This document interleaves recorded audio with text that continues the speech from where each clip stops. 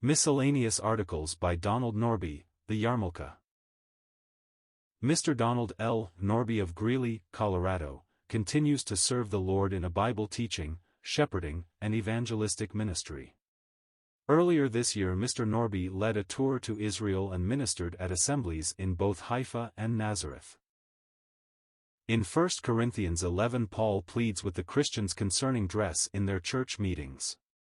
He urges women to be veiled, 11:15, but he states men should not have a covering on their heads.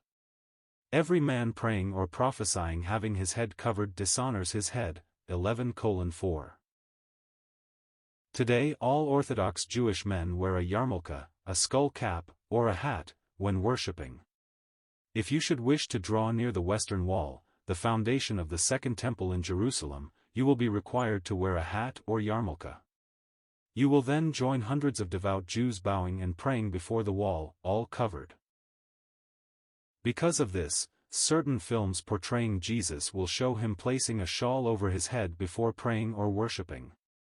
This is all done in light of current Jewish practice. Some would teach then that Paul's exhortation was not in conformity with current, modest dress. He was breaking with culture by commanding men to cast off their head covering and to worship God bareheaded. Therefore, his teaching has no connection with culture. But here one must be careful and not read current Jewish practice back into the 1st century. It is true that today Jewish men in an Orthodox synagogue are covered. But was that true in the 1st century? The answer is that in the 1st century Jewish men were uncovered in their synagogues. The women were veiled but not the men. Head covering by the men began to be practiced in post-biblical times, possibly the 2nd or 3rd century. It did not become rabbinical law to be enforced until much later. Men did not cover their heads to worship in biblical times. For details see a good encyclopedia.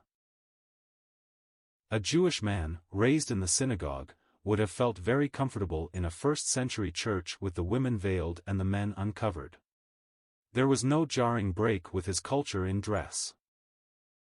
From this Paul draws spiritual principles concerning the headship of man. Man as the leader, the image and glory of God, should not cover his head. He is to lead worship as God's representative. The principle of male leadership has its roots in creation, 1 Timothy 2 verse 13, and is relevant for today.